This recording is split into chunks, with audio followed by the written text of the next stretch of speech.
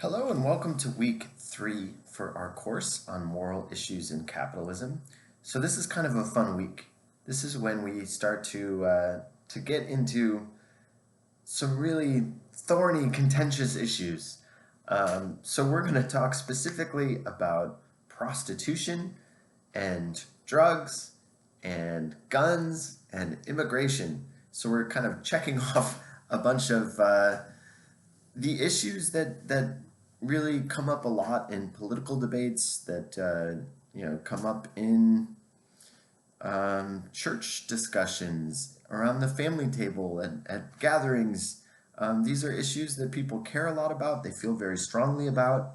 So we're going to think a little bit about some of the moral issues that come up with these, and we're going to try to kind of come up with a framework that all of these issues can fit into, at least as far as some of the core trade-offs with all of these issues. Hopefully that helps you when you have those discussions around the dinner table, or wherever, in the dorm room, wherever you have these kind of discussions with people. It's kind of a fun pairing of these different topics, because at least almost a hope that I have is that everyone is going to be at least a little bit challenged when thinking about these issues and trying to put them into a common framework. And what I mean by that is, so if you come from a traditional conservative sort of background, and that's kind of how you would describe your general political philosophy, is more conservative, small government, then you may think of yourself as kind of libertarian, letting the market dictate the outcomes, the choices people are able to make, and putting a lot of value in that personal freedom. I think of someone like Senator Rand Paul from here in Bowling Green as kind of being one of the more libertarian elected politicians we have at a national level. I would be really surprised if Rand Paul on the Senate floor ended up defending what I would describe as kind of the libertarian side of all four of these issues. That's why these issues end up challenging probably all of us, no matter what your background. If you come from a conservative background, you may think of yourself as kind of identifying with the personal freedom libertarian perspective. And so you may say on guns, for example, yeah, people should be able to own guns if they want to have guns. Not only is it in our Second Amendment, but it's people's right to choose what's right for them, defending their families, things like that. So great, Rand Paul would certainly defend Second Amendment rights on the Senate floor. He would fit on the libertarian side on that issue. With something like drugs, you might get Rand Paul on the Senate floor saying, I think marijuana should be legal. I'm actually not sure exactly what his platform would be on that. A lot of libertarians would agree, though, that, again, personal freedom to make the choice is really important. We need to value that a lot. So when it comes to drugs being legal versus illegal, let's make them legal. Let's get the government out of it. Let's let people make choices about what they want to do, what's best for them.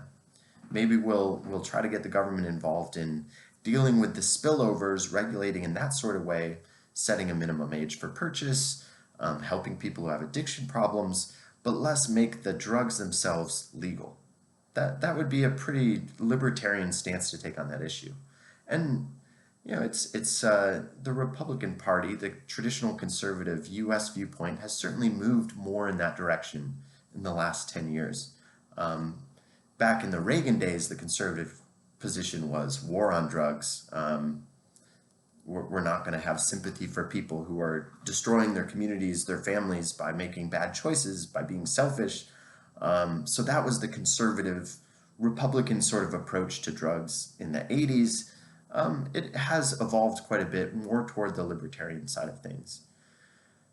So with something like prostitution, it starts to get a little bit, again, maybe there's been some movement toward the conservative viewpoint lining up with the libertarian one, in the sense of allowing people to make choices.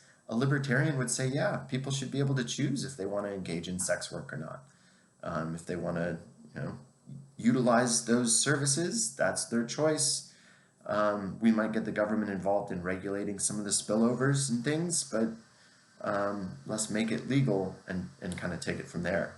Most Republicans would probably disagree with that, I would say, um, that sex work should be legal. Um, Now, on the fourth issue, I would say the traditional conservative US perspective has actually shifted further and further away from the libertarian. So I would be really, really surprised if you heard Rand Paul up on the Senate floor defending the libertarian perspective on immigration, which would actually be that we should allow essentially free immigration, right? Let people make their own choices about where they want to live. Let the market kind of decide who's going to move where, and that flow of labor is actually going to be net beneficial. Yes, there will be some winners and losers, but generally speaking, that is something that will do good things, and even more importantly, perhaps that personal freedom, that personal autonomy. I mean, that isn't something that is only held by Americans, that's held by everyone, right? And so people should have the choice of choosing where best to live for them and their families. And that personal autonomy is really valuable, that people have that freedom. So we should allow lots of immigration to let people live out those choices, right? So that would be the libertarian perspective on immigration. Certainly not the Republican Party platform. I would be really surprised if you heard Rand Paul go up and argue for open borders sort of immigration policy. In fact, I'm pretty sure I've heard him argue the opposite, or argue that maybe the other political party, the Democrats, were the open border people, and that was a bad thing. Um, so so again, this kind of libertarian perspective that people should be able to make their own choices, personal freedom is really important. That may sync up with, if you come from a conservative background, how you think about guns. Maybe it syncs up with how you think about something like drugs and sex work. Maybe it syncs up with how you think about immigration, but I'd be kind of surprised. It probably doesn't, right? Flip side, if you come from a liberal, a US liberal, a Democrat sort of perspective, you probably feel like the greater good is a really important thing to work for when it comes to things like gun violence. And we should be willing to sacrifice some personal choice about whether or not to own guns in the name of controlling the supply of guns to prevent these mass shooting sort of horrific outcomes that we see sometimes. So you may argue more in the greater good on that side. You may argue about kind of the greater good when it comes to drug policy, although again, the party has kind of shifted, especially in regards to marijuana. It'll be interesting to see uh, how opioid, with all of the overdose deaths that we've had these last 5-10 years, um, it, it it'll be interesting to see how that plays out and how people and even political parties kind of process that in terms of the way they think about legalizing different drugs, weighing people's right to choose what's best for them versus kind of the social good, protecting communities, families.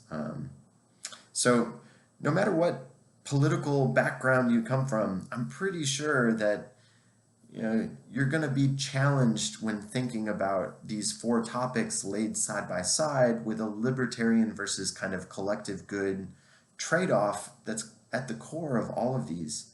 It's not the only trade-off, it's not the only issue going on with these things. Obviously, they're very different issues, different spillover effects they have on different people.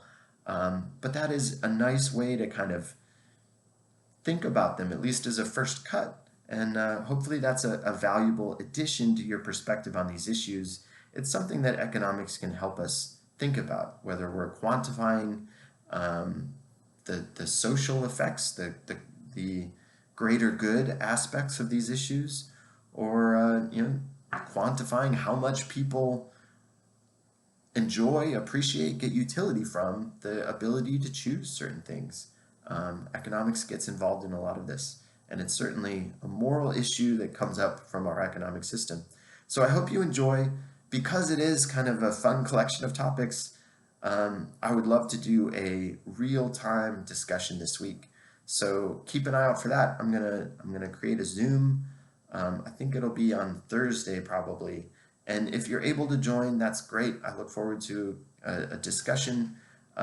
If you're not able to join, that's okay too. So we'll just see how that goes. Trying to set up a real-time discussion, what kind of participation we can get. Otherwise, we'll definitely have some discussion going on our discussion board.